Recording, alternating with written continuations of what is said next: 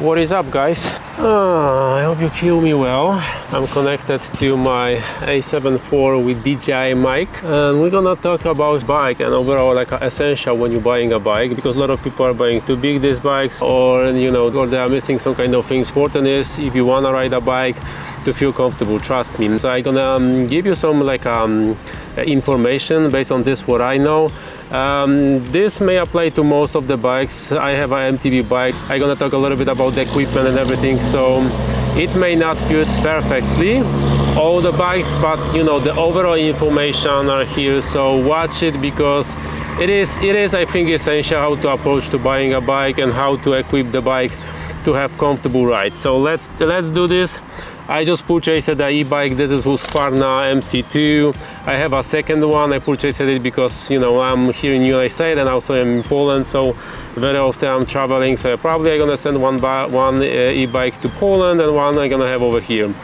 They were on a discount, but watch out on them. Some of them they has some issues, and that is why they were discounted. I got the more expensive but secure, that they are actually working, they are good, and I don't have a problem with it.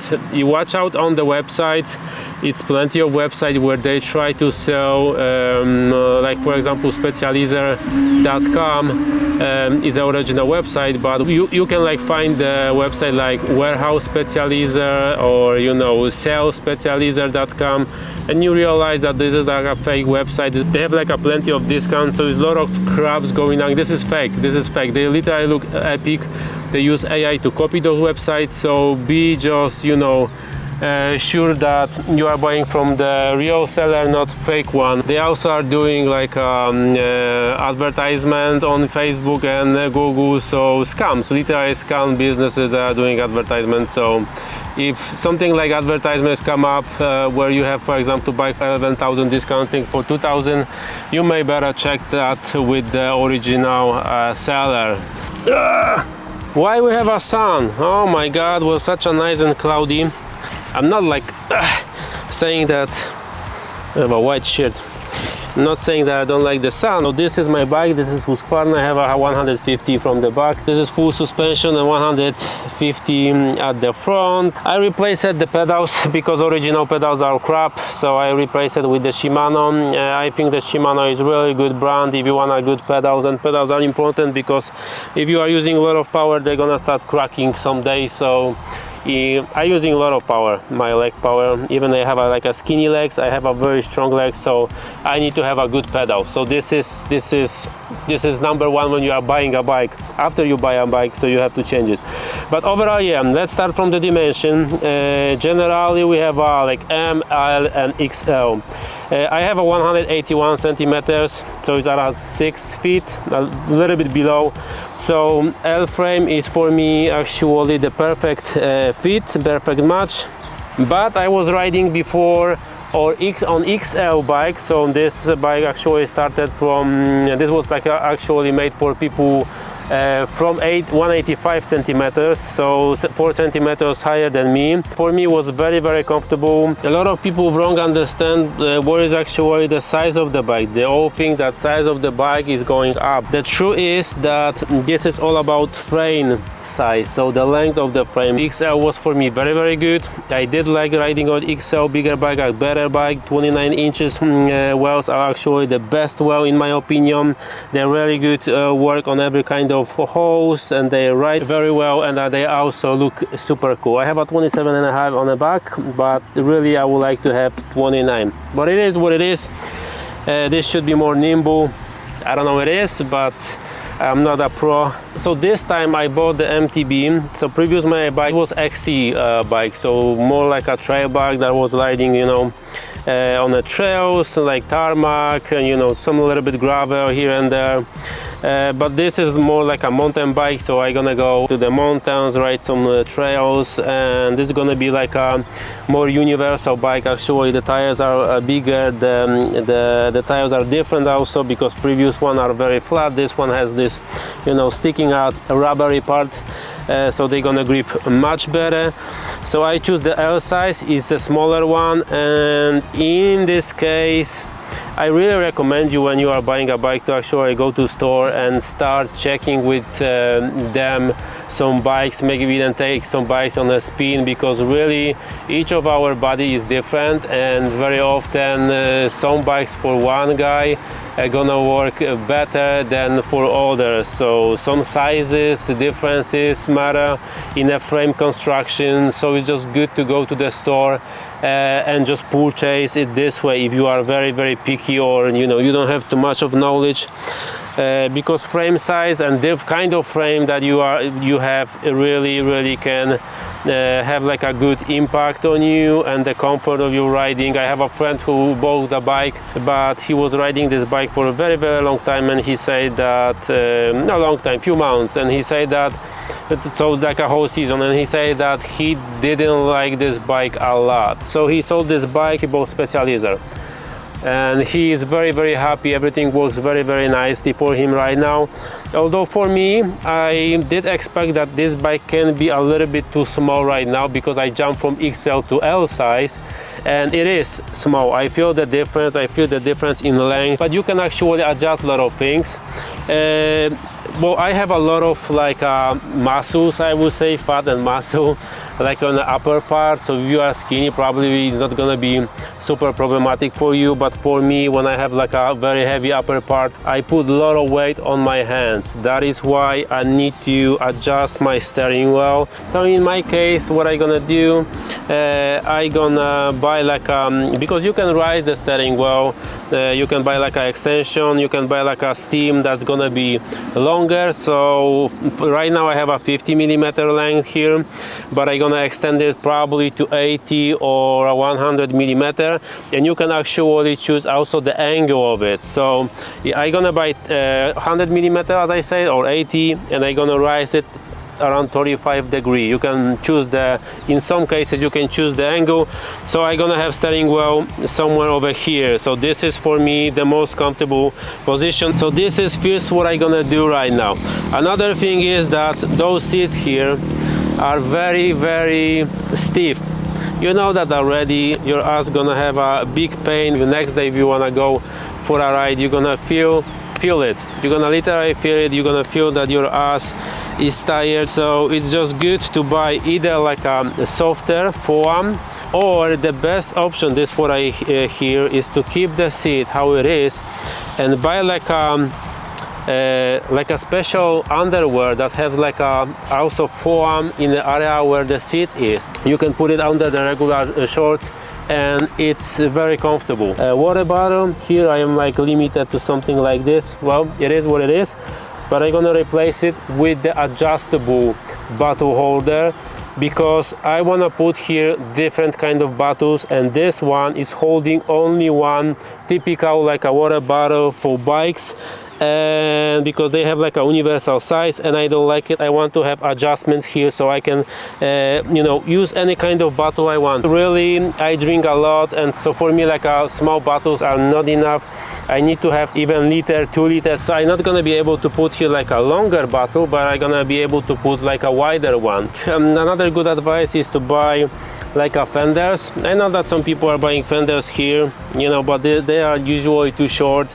They protect a little bit bike from the dirt, but I definitely recommend you to buy something very long. So literally when I was driving, the water from the tire is going literally all the way up. So I have a wet everything, even here on my head, on my fork, I have everything super wet. So I do recommend you to buy some kind of fender, even if this is not super professional. Just for your comfortable ride, I would recommend you to go with it. Next thing is very important is some form of bag. This is the bag that should be actually here on the very bottom. I took it from the older bikes, but it's working somehow, but it's not like super sturdy, you know. It's not like sitting in a fixed position. Probably I can adjust it. I bought like Velcro tape, and Velcro tape is very good. With Velcro tape I'm gonna do a lot of things, and I'm gonna buy a bag that's gonna hold here behind my seats. I can have some options with the bag I can place over here. It's one bag that actually I like, that hang on the side, and you have stuff over here, but I don't think that's gonna be for myself something that I would like to have it here, because, well, I want to see the bike, not necessarily like a whole bag over here. But if you like it, then buy, you know, some form of bag here at the front. You have easy access to everything. I prefer to put it somewhere over here. So in this bag I'm gonna have some tools, I'm gonna have pump, I'm gonna have some fixing kits. Actually the pump may be gonna be here, and I'm gonna use Velcro tape, bike Velcro tape. Velcro tape is very good for the general use. I've used Velcro tape for everything. I'm gonna use Velcro tape to keep this battery cover, because some of the Husky are losing this cover, so probably I'm gonna use Velcro tape here, and maybe because my pump is longer, I'm gonna put just, you know, Velcro tape around here and around here, and I'm gonna have my pump somewhere over here, you know. So buy a helmet, buy all kind of protection. If you are doing enduro and you're beginning riding enduro, or you're beginning riding mountain bikes, it's essential to have some kind of protection for your knees, for your elbows, and for your head, especially for your back. So you have like a cover for your back that you can wear.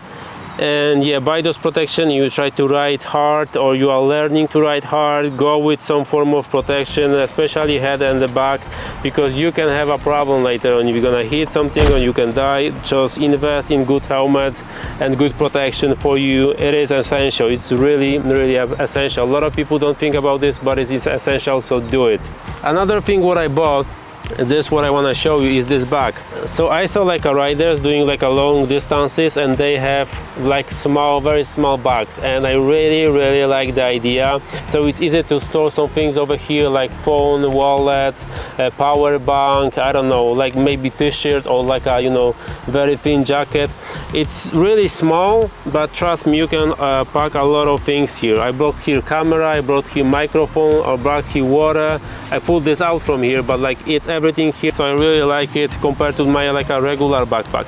It's way better, guys. So essential tool that you should have is of course kit to repair the tire, is of course pump, when you know, fix the tire, to pump this tire, some kind of like a tools for like all screws that we have, torques and everything. Fix kit for your chain also would be nice to have, maybe some oil, you know, so you know, just to be protected. You're riding around the home, maybe it's not a big deal, but if you are riding like a longer distances, definitely this kind of kit is essential to have. And even that is good to store it somewhere in the back. I'm gonna have this bag for actually this like a essential kit on the back, because if I'm gonna ride like a 3, 4, 5 miles, I don't wanna, you know, walk back. I'm gonna just fix the tire, wait. This is like really simple and really fast to do, so I'm just gonna fix it, and I can just come back on the bike back home instead of walking like 3, 4 miles. So another thing is to have like some kind of lights. Buy the strongest light possible. I have friends that have like a 2 lights, one on one side and other on the other side, to have like a, you know, more visibility when they are riding in the mountains. So for them, you know, they have plenty of branches everywhere, so they really want to have a lot of light. Another like an important thing I think is gonna be mount for your phone. Just buy something that is very strong. Don't buy anything like you know, if you see that this is like a lightweight build, don't do this, because it's gonna break. Buy something stronger, something that you can mount your phone on. And also, if you're gonna do like a longer trips, I do recommend you to go with the Garmin GPS. Previously I was like skeptic about this, but a lot of guys are saying that really is helpful. So well, it's cost like $300, $400, even $600, so it's kind of expensive. But yeah, you're gonna have trays over there, you can load the trays there, and it's essential for some like a longer distance, especially if you don't know the route. So if you want to invest in something like this for security and easy of drive, definitely it's worth it. But summarizing this, the most important for me is like you know, have a good comfortable ride on the bike. So if you are doing this, really what you should do before you buy a bike, you know, test those bikes, because as I mentioned before, some frames or some sizes maybe not gonna fit to you very well. Maybe you have a, you know, shorter legs or something, or you have a shorter like a, you know, top part of the body. So go try those bikes, start understanding what you are buying. I had in my life a lot of bikes, so I'm kind of aware what I can do with it, what I need.